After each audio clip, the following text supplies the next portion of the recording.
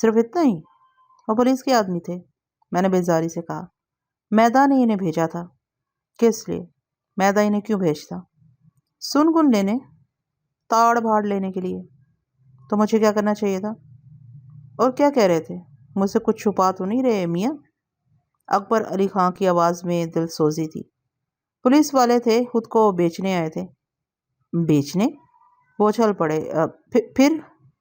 میں نے انہیں خرید لیا۔ خرید لیا کیا مطلب؟ میں نے ان سے بات کر لی۔ کس سلسلے میں؟ ان کا گداز، ان کی ہمدردی خریدنے کے لیے وہ یہی بیچنے آئے تھے۔ کتنے میں سودا ہوا؟ اور یہ میں نے ان پر چھوڑ دیا۔ نرخ پوچھنا نامناسب معلوم ہوتا تھا۔ عتیق کی صورت رہے تو اچھا ہے۔ گویا ابھی نقد کچھ ادا نہیں کیا۔ کوئی ساکھ بن گئی ہے شاید، میں نے تلخی سے کہا۔ مجھے پوری بات بتائیے۔ میں سوچتا رہا کہ انہیں کیا بتاؤں کیا نہیں، مگر چھپانے کو تھا بھی کیا۔ میں نے اختصار سے ساری ردات گوش گزار کر دی۔ وقت گزر گیا، انہوں نے کوئی رد عمل ظاہر نہیں کیا۔ تو میں نے پوچھا، کس فکر میں پڑ گئے آپ؟ کچھ نہیں، وہ متردد لہجے میں بولے۔ سوچ رہا ہوں، بات ابھی ختم نہیں ہوئی۔ ایک بات انہوں نے بھی غلط نہیں کہی۔ میدا یا اس کے آدمی اس مہلت میں، وہ کہتے کہتے رک گئے۔ وہ مجھے دوبارہ اڈے پر جانے کے قابل ہی نہیں چھوڑیں گے، یہی ہے نا؟ یہ حال میرے دماغ میں بھی آیا تھا، لیکن ایسی جگہوں اور ان لوگوں کے رسم و رواج پر آپ کا یقین دیکھ کر میں چپ رہا۔ ایسا کہیں نہیں ہوتا، میں نے مایوسی سے کہا، اور مجھے تو اب بھی شبہ ہے۔ یعنی اب تک آپ کو وہ رنجیدہ ہونے لگے؟ مگر مجھے ان لوگوں پر کوئی بھروسہ نہیں، صاف بات ہے۔ نہ مانے نہ مانے، وہ میدا کا دستے راست برجو بہت گھاک اور کائیاں شخص ہے۔ اس نے مہلت لی ہے، دی نہیں ہے۔ جیسا کہ آپ کا اعتماد تھا، اسے اپنے پروردہ کا انجام نظر آ گیا تھا۔ اس وقت مجھے یہ مہلت بڑی غنیمت محسوس ہو رہی تھی، لیکن اب ان سے کچھ بعید نہیں ہے میاں۔ پھر مجھے کیا کرنا چاہیے؟ میں نے پوچھا۔ کیا کہوں؟ دماغ کام نہیں کر رہا۔ اس کے معنی تو یہ ہوئے، وہ پولیس والے ٹھیک کہہ رہے تھے، آپ ہر طرف سے گھرے ہوئے ہیں، کوئی نہ کوئی راستہ تو نکالنا ہی پڑے گا۔ اکبر علی خان بہت گھبرا گئے تھے۔ ان کی پریشانی کم کرنے کے لیے میں نے ہلکی آواز میں کہا، لیکن تسلی بڑی مصنوعی تھی، آپ تو مجھے اپنا یہ شک بھی درست معلوم ہوتا ہے کہ ان دونوں کو کہیں میدا ہی نے نہ بھیجا ہو۔ وہ یہ جاننا چاہتا ہوگا کہ اس کے ٹھکانے سے جانے کے بعد آپ کے ارادے کیا ہیں۔ ایسی صورت میں تو کچھ بھی ممکن ہے۔ انہوں نے آپ سے آپ کے ارادوں کے بارے میں کچھ پوچھا تھا؟ ہاں، پوچھا تو تھا کچھ ایسا۔ اور آپ نے کیا جواب دیا؟ میں نے وہی کہا جو میرا ارادہ ہے، کہ مجھے اپنا چاقو واپس لینے میدا کے اڈے پر جانا ہے۔ اوہو، انہوں نے شدت سے آنکھیں بھیج لیں، ماتھے پر شکنوں کا جال پڑ گیا۔ معاف کیجیے گا، کیا ضرورت تھی آپ کو یہ کہنے کی؟ ہاں، مجھے شاید اپنا عزم اپنے آپ تک ہی رکھنا چاہیے تھا، میں نے خفت سے کہا۔ اس کے بعد وہ کیا بولے؟ انہوں نے تیزی سے پوچھا۔ انہوں نے میرا ارادہ اور مہمیز کیا۔ اس وقت میں نے جانا کہ وہ میدا کے بھیجے ہوئے نہیں ہیں۔ انہوں نے میدا کو بہت برا بلا کہا، مغالطات سنائی۔ وہ خاموش ہو گئے۔ میں بھی۔ شبنم گرتی محسوس نہیں ہو رہی تھی، لیکن سبزہ نم ہو گیا تھا۔ بہت دھیمی دھیمی ہوا چل رہی تھی۔ نرس ایمی نے باہر آ کے ہمیں چوکایا۔ وہ کھانے کے لیے پوچھ رہی تھی۔ اکبر علی خان ایک دم کھڑے ہو گئے۔ میں تو بھول ہی گیا، وہ پشیمانی سے بولے، کھانا ٹھنڈا ہو گیا ہوگا۔ ہم کمرے میں چلے آئے اور بٹھل کو ایک نظر دیکھ کے پھر باہر آ گئے۔ ایمی کا مشورہ تھا، دیسی کھانوں کی خوشبو کمرے میں رچ بس جاتی۔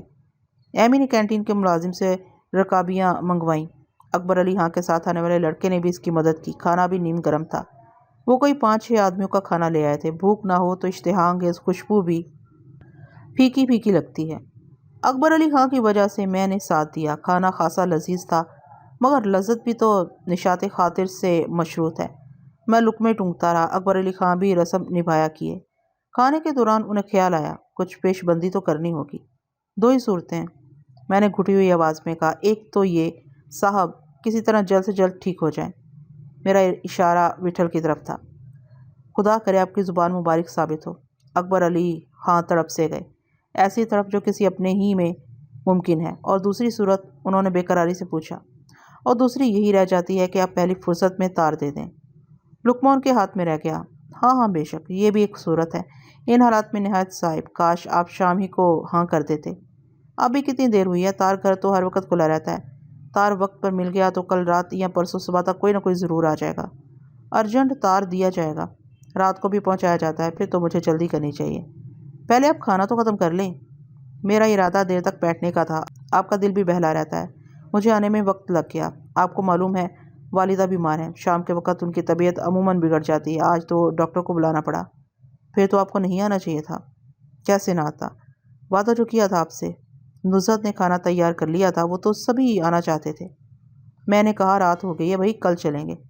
سب آپ سے ملنے کے لیے بےتاب تھے۔ میں تو دوپہر ہی ان سے ملا تھا، میں نے اداسی سے کہا۔ اس وقت کی بات اور تھی۔ میں نے جا کے جب بتایا کہ بابر میاں کی ایک ایک بات حرف بہ حرف درست تھی، واقعی ان کے بھائی ہسپتال میں ہیں اور علاج تشخیص کے مرحلے میں ہے، تو سبھی شرمندہ ہوئے۔ الٹا شرمندہ ہوئے؟ میں نے زہر خند سے کہا۔ مجھے تو ان کے سامنے جانے کے خیال ہی سے ندامت ہو رہی ہے۔ واہ صاحب، کیسی ندامت؟ وہ شکایتی لہجے میں بولے۔ خیر چھوڑیے، یہ میٹھا لیجیے، کھانا تو آپ نے کھایا ہی نہیں۔ نصرت خانم نے یہ حلوہ اپنے ہاتھ سے بنایا ہے، تجربے کرتی رہتی ہیں، کبھی لبنانی حلوے کی ترکیب پڑھ لی تھی، بس تب آزمائی شروع ہو گئی۔ اکبر علی خان نے رکابی میں حلوہ نکال کر میری طرف بڑھا دیا۔ میں نے ایک چمچہ لیا، بہت خوش ذائقہ تھا، واقعی نفاست سے تیار کیا گیا تھا۔ میری طرف سے شکریہ ادا کر دیجیے گا، میں نے کہا۔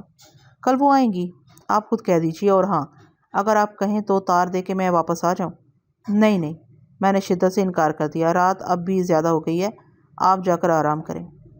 آپ کو نیند نہیں آئے گی اور سچ پوچھیے تو مجھے بھی نہیں آئے گی۔ خدا آپ کے بھائی کو جلد صحت یاب کر دے۔ گھر میں سبھی نے دعا کی ہے۔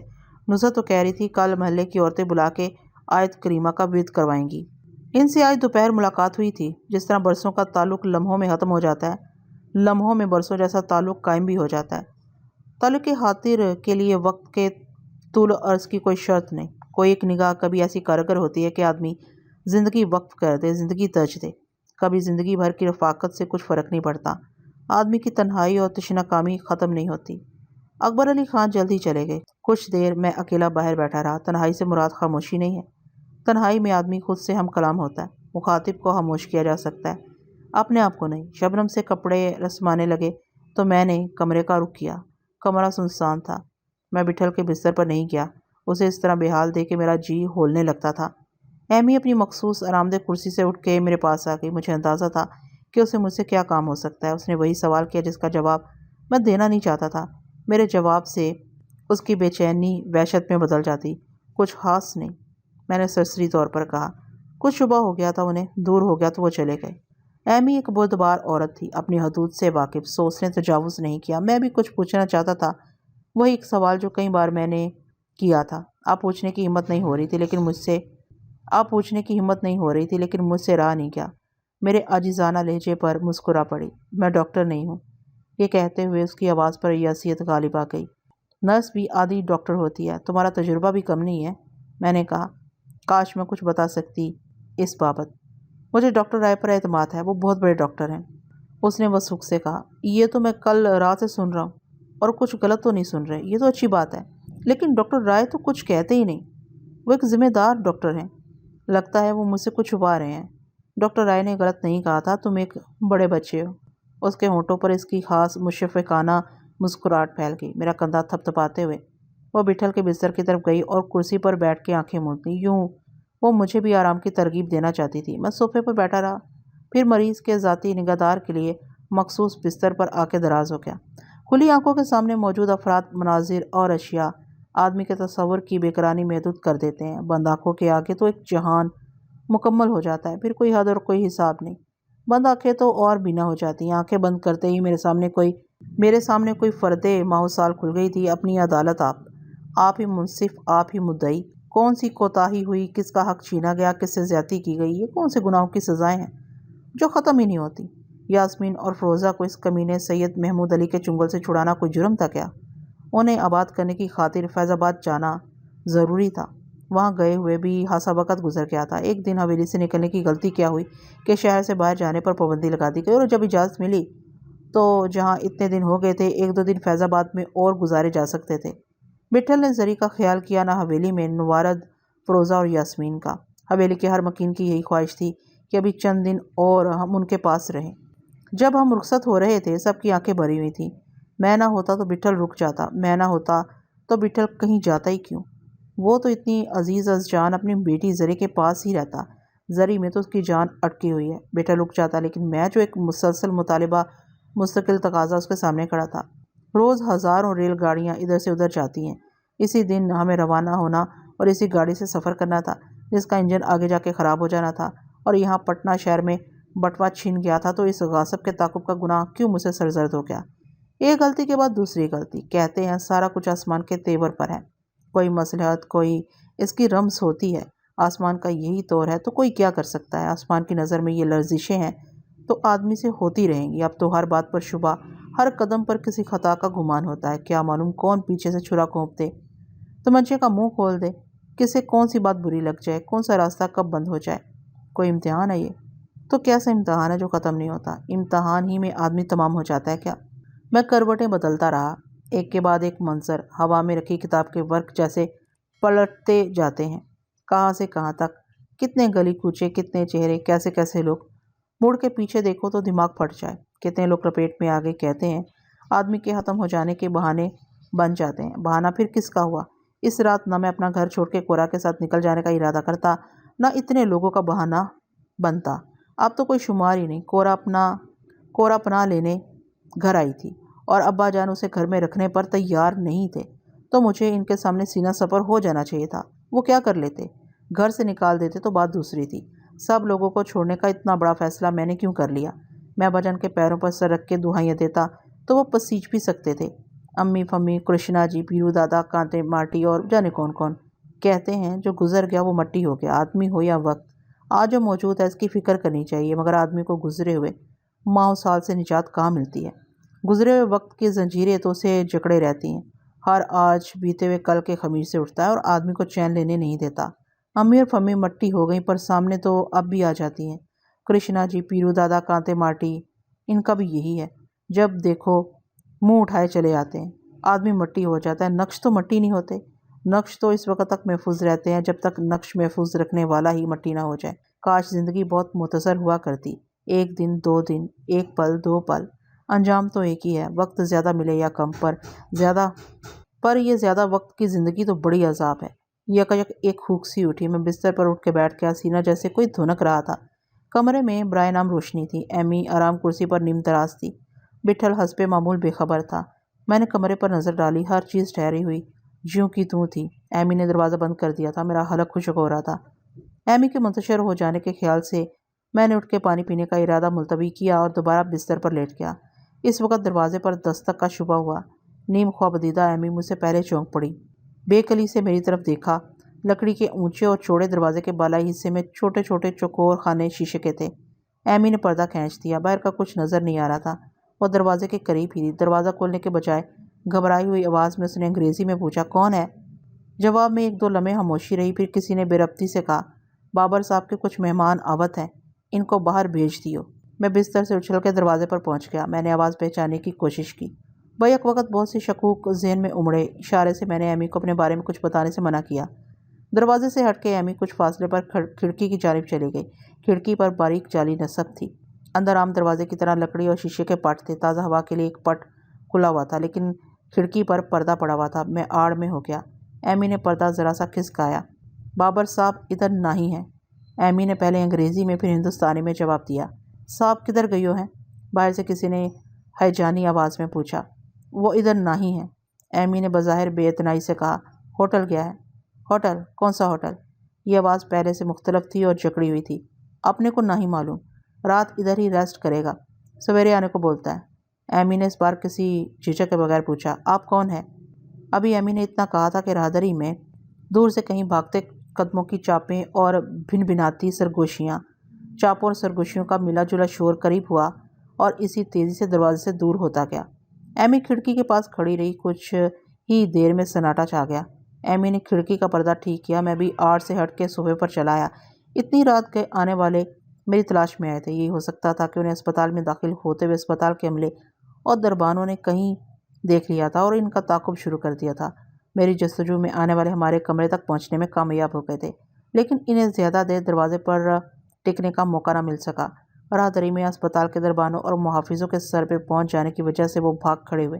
यही कुछ हो सकता है। मेरा जिस्म ढेर हो गया था। सांस लेने और कुछ सोचने से पहले एमी के सवालों के जवाब के लिए मुझे तैयार हो जाना चाहिए था। उसे क्या मालूम था कि मुझे भी अपने आप को जवाब तलबी की बहुत बेचैनी है। एमी पुख्ता उम्र औरत थी, अपने काम में ताक पर, اپنے کام میں طاق پر اعتماد لہجے میں بات کرتی تھی۔ اپنے کام اور اپنی ذات پر اسے بہت اعتماد تھا۔ اس وقت اس کا حال مختلف تھا۔ بیگانہ نگاہوں سے مجھے دیکھا کہ میرے سر پر سینگ نکل آئے ہوں جیسے۔ وہ سیدھی میرے پاس آئی اور سامنے کے صوفے پر بیٹھ گئی۔ کون تھے یہ؟ اس نے دھڑکتی آواز میں پوچھا۔ جواب آسان نہیں تھا۔ رات کو 2 پولیس افسروں کی غیر متوقع آمد کے بارے میں اسے کس طرح مطمئن کر دیا تھا۔ اسے کسی طرح مطمئن کر دیا تھا، لیکن اب اسے کیا بتاتا؟ صبح تک اسپتال میں گردش کرنے والی چمگوئیوں کے خیال سے میرے حواس کام نہیں کر رہے تھے۔ بہت کچھ ایمی پر منحصر تھا کہ وہ اپنی زبان کس حد تک کھولتی ہے، ڈاکٹر رائے اور اسپتال کے منتظمین کو کیا کچھ بتاتی ہے۔ رات ہی ڈاکٹر رائے پولیس افسروں کی آمد کی اطلاع پر کھٹک گیا تھا۔ اب اسے میرے اور وٹھل کے بارے میں کوئی رائے قائم کرنے میں کیا دشواری ہوگی؟ وہ ایک سخت مزاج شخص ہے۔ اس کی بدگمانی اور برہمی مشکل صورتحال سے دوچار کر سکتی ہے۔ کیا بات ہے؟ نرس ایمی سرسیمگی سے بولی۔ کون تھے یہ؟ میں نے آنکھیں میچ لی اور چڑکتی آواز میں کہا، مجھے نہیں معلوم، لیکن وہ میرا ہی نام لے رہے تھے اور میری تلاش میں آئے تھے۔ ایمی کی آنکھیں پھٹی ہوئی تھیں۔ میں تمہیں بتانا نہیں چاہتا تھا کہ اس لیے کہ تمہارا کوئی واسطہ نہیں تھا۔ میں نے اوسان مجتمع کرنے کی کوشش کی، لیکن وہ یہاں تک آ گئے۔ تم یقین کرو یا نہ کرو، لیکن اب تمہیں بتانا ہی پڑے گا کہ کل رات سے اب تک میرے ساتھ کیا کچھ ہوتا رہا ہے۔ کل رات سے پہلے اس شہر میں مجھے کوئی نہیں جانتا تھا۔ ہمیں یہاں آنا ہی نہیں تھا، مگر بھائی کی حالت کی وجہ سے آگے سفر جاری رکھنا ممکن نہیں رہا تھا۔ شاید یہی مناسب تھا کہ میں اس سے کچھ نہ چھپاؤں، اور میں نے کچھ نہیں چھپایا۔ میں نے اس قدر احتسار روا رکھا کہ اسے میرے بیان میں کوئی پیچیدگی محسوس نہ ہو۔ سیاق و سباق کے بغیر اس سادہ شوہر کی نظر میں یہ عرض حال نامکمل ہوتا۔ وہ درمیان میں نہیں بولی۔ ایک بار میری آواز بیٹھ گئی تو اس نے اٹھ کے مجھے پانی پلایا اور مبہوت انداز میں سنتی رہی۔ اس نے وہی سنا جو میں نے کہا تھا اور وہی سمجھا جو میں چاہتا تھا، کیونکہ وہی سچ تھا، اور کیونکہ وہ ایک نیک دل خاتون تھی۔ میں چپ ہوا تو وہ اب دیدہ ہو گئی۔ ہم کوئی چور ہو چکے نہیں ہیں۔ ہم نے کسی کا حق غصب نہیں کیا۔ بھائی کی حالت تمہیں معلوم ہے، ایسے میں کون کسی جھگڑے ٹنٹے میں پڑنا چاہے گا؟ پاگل ہی ہوگا کوئی۔ میری آواز رندھنے لگی۔ یہ سارا کچھ ناقابل یقین سا ہے۔ ایسے برے بے ایمان اور بدماش لوگ رہتے ہیں اس شہر میں۔ وہ حیرانی سے بولی۔ اور یہ لوگ کیا کرنے آئے تھے؟ ظاہر ہے ایک ہی بات ہو سکتی ہے، میں نے کہا۔ یعنی وہ تمہیں؟ اس نے کانوں پر ہاتھ رکھ لی اور آنکھیں بند کر لی۔ اوہ میرے خدا! ان کی آواز پر میں باہر نکل جاتا اگر ان سے پہلے وہ پولیس آفیسر نہیں آتے۔ پولیس افسروں کی آمد کے بعد مجھے چوکنا ہو جانا چاہیے تھا۔ اوہ! اسے جھجری آ گئی۔ یعنی وہ پولیس آفیسر جو تم سے ہمدردی جتانے آئے تھے، یہ انہی کے آدمی تھے؟ ہو سکتا ہے۔ وہ میدا کو بری طرح گالیاں دے رہے تھے۔ وہ میدا کے فرستادہ بھی ہو سکتے ہیں۔ انہوں نے سارا محل و وقوع دیکھ لیا تھا۔ اسپتال کے حصے میں ویسے بھی سناٹا ہوتا ہے۔ اتنی رات گئے تو انہیں یہ سب کچھ بہت آسان معلوم ہوا ہوگا۔ کچھ مجھ سے غلطی ہوئی۔ پولیس افسروں کی زبانی میدا کے ارادوں کا سن کے میں نے کہا کہ پھر تو مجھے کل سویرے سورج نکلتے ہی میدا کے اڈے کا رخ کرنا چاہیے۔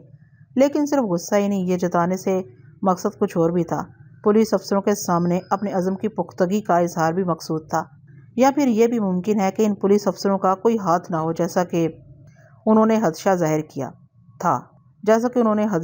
کیا تھا۔ چاقو بدلنے کی رسم ادا کر کے میدا نے سر پہ منڈلاتا خطرہ ٹالا ہے۔ اب اسے میرا کام تمام کرنے میں جلدی کرنا چاہیے۔ دھنوا کے جنونی ساتھیوں کے غم و غصے کا جواز تو موجود ہی ہے۔ دربانوں نے انہیں دیکھ لیا اور ادھر میں کمرے سے باہر نہیں نکلا۔ میں نے ایمی کا شکریہ ادا کیا کہ اس نے میرے کچھ کہے بغیر کمرے میں میری موجودگی سے انکار کر دیا۔ ہو سکتا ہے انہیں یقین آ گیا ہو اور وہ مایوس لوٹا چاہتے ہوں کہ تعاقب میں آنے والوں نے انہیں اور بوکھلا دیا۔ مجھے کچھ شبہ ہو گیا تھا۔ ایمی کی آواز ہانپ رہی تھی۔ کہنے لگی، رات وہ پولیس والے آئے تھے، پھر اتنی رات کے تمہیں پوچھتے ہوئے ان لوگوں کی آمد پر میرا ماتھا ٹھنکا کہ کہیں کوئی گڑبڑ ہے۔ تم جانتے ہوگے کہ ان حاصل خاص کمروں کے ہر کمرے سے ملحق نرس کا ایک چھوٹا کمرہ بھی ہوتا ہے۔ نرس وہیں رہتی ہے اور وقفے سے مریض کو دیکھنے آتی رہتی ہے۔ ضرورت پڑنے پر مریض اور اس کا ساتھی تیماردار بھی گھنٹی بجا کے اسے طلب کر سکتا ہے۔ گزشتہ رات میں اپنے کمرے میں تھی اور شاید 3-4 مرتبہ مریض کا معائنہ کرنے آئی تھی۔ آج ڈاکٹر رائے نے خاص طور پر رات بھر نرس وہیں رہتی ہے اور وقفے سے مریض کو دیکھنے آتی رہتی ہے۔ ضرورت پڑنے پر مریض اور اس کا ساتھی تیماردار بھی گھنٹی بجا کے اسے طلب کر سکتا ہے۔ گزشتہ رات میں اپنے کمرے میں تھی اور شاید 3-4 مرتبہ مریض کا معائنہ کرنے آئی تھی۔ آج ڈاکٹر رائے نے خاص طور پر مجھے مریض کے کمرے میں رہنے کی ہدایت کی تھی۔ انہوں نے نیند آور دواؤں میں کمی کی تھی اور مریض کا رد عمل دیکھنے کے لیے میرا اس کے پاس رہنا ضروری تھا۔ عموماً رات کو ہم کمروں میں چٹخنی نہیں لگاتے۔ ایسی واردات کا تو یہاں کوئی تصور بھی نہیں کر سکتا۔ دوسرے کسی انتہائی اہم ضرورت میں چٹخنی کھولنے میں وقت صرف ہونے کا بھی احتمال رہتا، لیکن چونکہ آج رات میرا قیام اسی کمرے میں تھا، میں نے چٹخنی لگا دی۔ میں کہہ نہیں سکتی کیوں، شاید اس لیے کہ تمہارے پاس آنے والے پولیس آفیسر دیکھ کر میری چھٹی حس بیدار ہو گئی تھی اور یہ لوگ آ گئے۔ انہوں نے دروازہ کھول کے اندر آنے کی کوشش کی بجائے دستک دینا مناسب سمجھا۔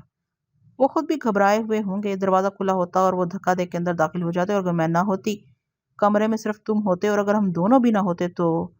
ایمی کا جسم لرز گیا۔ اس نے جلدی سے سینے پر کراس بنایا اور خوف زدگی سے بولی، خداوند نے ہم سب پر رحم کر لیا۔ ہاں، میں نے تھکی تھکی آواز میں اقرار کیا۔ پھر تو کچھ بھی ہو سکتا تھا۔ اس کے ہمدردانہ رویے سے مجھے حوصلہ ہوا، اس لیے میں نے سیاق و سباق کے ساتھ سارا حوال اس کی جناب میں کہہ دینا ضروری جانا تھا۔ اب میں اس سے گزارش کر سکتا تھا۔ میں نے کہا، سسٹر، تم ڈاکٹر رائے کو کچھ نہ بتاؤ تو بہتر ہوگا۔ کیا ضرورت ہے انہیں بتایا جائے کہ وہ لوگ ہمارے کمرے پر آ کے ٹھہر گئے تھے اور میرا نام لے رہے تھے، مگر ان کا تعاقب کرنے والے دربانوں نے انہیں ہمارے کمرے پر ٹھہرے ہوئے ضرور دیکھ لیا ہوگا۔ وہ ہچکچا کے بولی، امکان یہی ہے، نہیں دیکھا ہوگا۔ ہمارے کمرے کے دروازے پر موجود لوگ دربانوں کی بلند ہوتی چاپوں پر بھاگ کھڑے ہوں گے۔ انہوں نے پھر کوئی لمحہ نہیں گوایا ہوگا۔ میں نے ایمی کو قائل کرنے کی کوشش کی اور ملتجی لہجے میں کہا، سسٹر، ڈاکٹر رائے کے مزاج سے تم واقف ہو، جانے وہ ہمیں کیا سمجھے، مفرور، جرائم پیشہ، کیا کوئی الٹی سیدھی بات ان کے دماغ میں آ گئی تو ہم کیسی مصیبت میں پڑ سکتے ہیں۔ ہو سکتا ہے اسپتال سے نکل جانے کا حکم دیتے، پھر ہم کہاں کہاں بھاگتے پھریں گے، کون سے اسپتال کا رخ کریں گے۔ بھائی کی حالت اس دربدری کی نہیں ہے، یہ تم بہتر جانتی ہو۔ بھائی کی صحت یابی کے بعد تم جو چاہو ان سے کہہ دینا۔ وہ چپ ہو گئی اور گہری سوچ میں ڈوب گئی۔ تم نزاکت سمجھ رہی ہو، میں نے عاجزی سے کہا۔ وہ گہری سانس بھر کے رہ گئی۔ میں نے پھر اسے اصرار نہیں کیا۔ بہت دیر خاموشی کے بعد وہ ہڑبڑا کے بولی، لیکن ناکام ہو جانے کا مطلب یہ تو نہیں ہے کہ وہ شیطان دوبارہ یہاں نہیں آئیں گے۔ اکبر علی خان کے ذریعے میں نے تار دلوا دیا ہے، کل رات یا پرسوں صبح تک کوئی نہ کوئی ضرور آ جائے گا۔ پھر کیا ہوگا؟ پھر میں نے دیکھ لوں گا۔ کیا دیکھ لو گے؟ اس عرصے میں بہت محتاط رہنا ہوگا۔ مجھے خیال آیا اور میں نے بات بدل کے کہا، اس دوران ہم خود بھی پولیس کی مدد لے سکتے ہیں۔ وہ پولیس والے اگر واقعی مداح کے آدمی نہیں تھے تو جیسا کہ انہوں نے کہا تھا، روپے پیسے کے عوض میرے لیے سفر کا کام کر سکتے ہیں، اور اب امید یہی ہے۔ اس ناکامی کے بعد 2-1 دن تو کوئی بھی اسپتال آنے کی جرت نہیں کر پائے گا، وہ خود بھی ہوشیار ہو جائیں گے، اور کیا عجب ہے اس دوران بھائی ٹھیک ہو جائے۔ مجھے تو پہلے ان کی فکر ہے، ان کی طرف سے ذرا سکون ہو تو دیکھنا، میں نے دیکھ لوں گا، ایسا اندھیر ہوتا نہیں کہیں۔ میں نے بٹھل کی طرف دیکھتے ہوئے کہا، انہوں نے مجھے کسی کام کا نہیں۔ میری آواز حلق میں گھٹ گئی۔ ارے سب ٹھیک ہو جائے گا، خدا پر بھروسہ رکھو۔ ایمی، وہ غم گسار خاتون میرے سامنے صوفے سے اٹھ کے مڑتے ہوئے میرے پاس آ گئی اور میرا سر اپنی آغوش میں لے لیا۔ سب ٹھیک ہو جائے گا، تم ایک ہمت والے نوجوان ہو، اور مرد روتے نہیں، یہ کام تو ہمارا ہے، ہم عورتوں کا۔ وہ میرے بالوں میں انگلیاں پھیرنے لگی اور خود اس کی آواز چھلکنے لگی۔ میں سسکیاں بھرنے لگی۔ باقی رات بھی آنکھوں میں کٹ گئی تھی۔ جیسے ہی سورج طلوع ہونے کے آثار ہوئے، ایمی کو بتائے بغیر میں کمرے سے نکل گیا اور سنگن لینے کے لیے راہدری سے آگے چلا گیا۔ سارا اسپتال جاگ رہا تھا۔ صفائی کرنے والے خاکروب کو کمرے کی طرف بڑھتا دیکھ کر میں فوراً ہی واپس آ گیا۔ خاکروب کو آج اپنے کام سے زیادہ رات ہونے والی واردات سے ایمی کو باخبر کرنے کی فکر تھی۔ کمرے میں داخل ہوتے ہی اس نے پھیلی آنکھوں اور پھٹی پھٹی آواز میں ایمی کو بتایا کہ رات اسپتال میں ڈاکو گھس آئے تھے۔ ان کے چہرے ڈھاٹوں سے چھپے ہوئے تھے۔ تعداد میں 4-5 ہوں گے یا اس سے زیادہ۔ اسپتال کے عام دروازے سے داخل ہونے میں انہیں کوئی دشواری نہیں ہوئی۔ ان خاص کمروں کے حصے پر تعینات بوڑھے دربان کو انہوں نے چند ضربوں سے آدموا کر دیا، لیکن رات کی ڈیوٹی پر موجود اسپتال کے ملازمین میں سے کسی نے انہیں دیکھ کر شور مچایا اور تعاقب شروع کر دیا۔ کئی اور ملازم بھی اس کے ساتھ ہو گئے۔ ڈاکو پہلے تو ادھر ادھر چھپتے پھرے اور کوئی راستہ نہ دیکھ کے انہوں نے واپس ہو جانے میں عافیت سمجھی۔ وہ بے تحاشا بھاگ رہے تھے۔ اینتھونی نامی اسپتال کا ایک نوجوان ملازم تاک لگائے بیٹھا تھا۔ اس نے اوٹ سے نکل کر کسی کے سر پر لاٹھی ماری اور اسے دبوچ لیا۔ ڈاکو نے اس کے پیٹ میں چھرا گھونپ کے جان چھڑائی۔ زخمی اینتھونی نے آدھے گھنٹے میں دم توڑ دیا۔ ڈاکوؤں نے جس بوڑھے دربان کو مارا پیٹا تھا اس کی حالت بھی نازک ہے۔ پولیس آ چکی ہے اور تفتیش کر رہی ہے۔ ایمی نے میری طرف دیکھا اور کچھ نہیں بولی۔ میرے اور ایمی کے لیے ناشتہ لانے اور کمرے میں تولیے چادریں وغیرہ بدلنے والے ملازمین نے بھی کم و بیش یہی ردات دہرائی۔ مبالغہ بتدریج نمو پاتا ہے۔ حاشیہ آرائی اور خلاقی کے لیے انہیں وقت ہی کتنا ملا تھا۔ شکر ہے ان میں سے کسی کو معلوم نہیں تھا کہ ان کے بقول ڈاکو ہمارے کمرے کے دروازے پہ آ کے ٹھہرے تھے۔ مجھے شدت سے ڈاکٹر رائے کا انتظار تھا۔ وہ کسی قدر تاخیر سے آیا، اس کا چہرہ سلگ رہا تھا۔ میرے سلام کا جواب اس نے سر کی جنبش سے دیا اور کوئی بات نہیں کی۔ میں نے بھی اس کے نزدیک جانے سے پہلو تہی کہ اس کے ساتھ 2 اور ڈاکٹر تھے۔ ان تینوں اور ایمی نے بٹھل کے بستر کا محاصرہ کر لیا تھا۔ میں دور کھڑا دیکھتا رہا۔ انہوں نے خاصا وقت لیا، پھر نرس کو ہدایت دے کے ڈاکٹر رائے میری جانب پلٹا۔ اس کے سامنے آ جانے پر میرا جسم غیر ارادی طور پر تن گیا۔ کچھ بہتر علامتیں ہیں، شاید آپریشن کی ضرورت نہ پڑے، اس نے بھاری آواز میں مستثنیٰ کہنے لگا، لیکن اصل فیصلہ دوپہر رپورٹیں آنے پر کیا جائے گا۔ پرسوں رات سے اب پہلی بار ڈاکٹر رائے کے منہ سے کوئی امید افزا بات سنی تھی۔ میرے ہونٹ کپ کپانے لگے اور مجھ سے کچھ کہا نہ جا سکا۔ رات وہ پولیس والے کیوں آئے تھے؟ اس نے دھمکتی آواز میں پوچھا۔ ایسے ہی بس، کوئی خاص بات نہیں، آپ فکر مند نہ ہوں، انہیں کچھ شبہ ہو گیا تھا۔ میں نے بے تعلقی اور بے پرواہی کا اظہار کیا۔ کیسا شبہ؟ وہ چونک کے بولا، کوئی اور بات تو نہیں؟ میں نے آپ سے کہا تھا میں آپ سے کچھ نہیں چھپاؤں گا۔ نرس ایمی بھی قریب کھڑی سن رہی تھی۔ تمہیں معلوم ہے رات اسپتال میں کیا ہوا؟ ڈاکٹر بگڑے تیوروں سے بولا۔ سنا تو ہے کچھ، میں نے پھیکی مسکراہٹ سے کہا۔ یہاں پہلے ایسا کبھی نہیں ہوا۔ جو اب تک نہ ہو سکا ضروری تو نہیں کہ آئندہ بھی نہ ہو، میں نے بدبداتے ہوئے کہا۔ یہ بہت سنگین معاملہ ہے، ڈاکٹر رائے چپتی آواز میں بولا۔ پولیس آ گئی ہے، مجھے ان سے ملنا ہے، تم سے دوپہر کو بات ہوگی۔ چلتے چلتے وہ رک گیا۔ اس نے ساتھ کھڑے ہوئے معاون ڈاکٹر کو آگے جانے کا اشارہ کیا۔ نرس ایمی کے دور ہو جانے کے بعد وہ تیکھے لہجے میں بولا، اگر وہ ڈاکو تھے تو اسپتال میں ان کا کیا کام؟ یہاں سے انہیں کیا مل سکتا تھا؟ ہاں لیکن ممکن ہے انہیں کسی آدمی کی تلاش ہو۔ میرے منہ سے نکل گیا، آدمی؟ وہ اچک کے بولا، آدمی کی کیوں؟ آپ کہہ رہے ہیں نا، میں نے اپنی زبان کی لرزش کی تلافی کرنا چاہیے، انہیں یہاں روپیہ پیسہ تو مل نہیں سکتا تھا۔ وہ کھوسا گیا، پھر چپٹتی آواز میں بولا، تمہارے پاس کوئی بڑی رقم یا کوئی قیمتی چیز تو نہیں؟ میں نے تعجب سے اسے دیکھا۔ تھوڑی بہت تو ہے۔ کل دوپہر تم کہاں گئے تھے؟ پہلے گرینڈ ہوٹل، پھر تار دینے کے لیے بڑے ڈاکخانے، میں نے ہچکچا کے کہا۔ بعد کی مصروفیات کا میں اسے کیا بتاتا؟ کہیں اور تو نہیں؟ یاد کرو تم یہاں بہت دیر سے آئے تھے، غالباً شام کے وقت۔ آپ کیا کہنا چاہتے ہیں؟ مطلب ہے کہیں تم نے کسی سے اپنے پاس موجود رقم کا ذکر تو نہیں کیا؟ ذرا سوچو، کس سے ملے تھے تم؟ کسی سے نہیں، لیکن ہاں میں نے احتیاطاً ایک معقول رقم ہوٹل میں جمع کرائی تھی۔ یہ رقم بھائی کے کپڑے بدلتے وقت ان کی جیب سے نکلی تھی۔ سفر میں عموماً بھائی اچھی رقم ساتھ لے کے چلتے ہیں۔ ہوٹل والوں نے تمہیں کوئی رسید دی تھی؟ جی ہاں، میں نے جیب ٹٹولنے کے لیے ہاتھ بڑھایا۔ ٹھیک ہے، رقم ہوٹل میں ہے تو پھر؟ وہ سوچ میں پڑ گیا۔ آپ کیا سمجھ رہے ہیں؟ میں نے تذبذب سے پوچھا۔ تم کہتے ہو تمہیں شہر میں کوئی نہیں جانتا؟ جی ہاں، بس کل اتفاقاً ایک صاحب سے ملاقات ہو گئی تھی، ان کا نام اکبر علی خان ہے، وکیل ہیں اور یہاں کسی کالج میں قانون پڑھاتے ہیں۔ وہ نہایت عمدہ آدمی ہیں، شاید آتے ہوں ابھی۔ رات بھی آئے تھے گھر سے کھانا لے کے، پولیس والوں سے رات ان کی ملاقات بھی ہوئی تھی۔ مجھے یاد آیا کل شام ڈاکٹر رائے بٹھل کو دیکھنے آیا تھا تو اکبر علی خان موجود تھے۔ میں نے کہا، وہی صاحب جو کل شام میرے کمرے میں تھے؟ آپ بھول گئے؟ رات کو جو پولیس والے آئے تھے، تمہیں یقین ہے وہ پولیس والے ہی تھے؟ انہوں نے شناخت نامے دکھائے تھے، تم نے دیکھے تھے؟ نہیں، انہوں نے جیب سے نکالے تو میں مطمئن ہو گیا۔ دیکھے نہیں؟ ہاں دیکھے تو نہیں، مگر آپ وہ کوئی اور بھی ہو سکتے ہیں، بہروپیے۔ میری وضاحت سے پہلے اس نے کیا سرائی کی، تاڑ بھاڑ لینے آئے ہوں۔ ہو سکتا ہے بات کو رات گئے آنے والوں کا ان سے کوئی تعلق ہو۔ میں نے کوئی رائے ظاہر نہیں کی، میرے لیے چپ ہو جانا ہی بہتر تھا۔ تائید سے مراد یہ تھی کہ جس نہج پر ڈاکٹر رائے سوچ رہا ہے میں اسے مہمیز کروں، تردید کے لیے ایک حجت لازم ہو جاتی۔ مجھے حیرت تھی اس نے کسی طرح تال میل پیدا کر لیا کہ رات کو آنے والے کہیں میری جستجو میں نہ آئے ہوں۔ ڈاکٹر رائے کو تو پولیس میں ہونا چاہیے تھا۔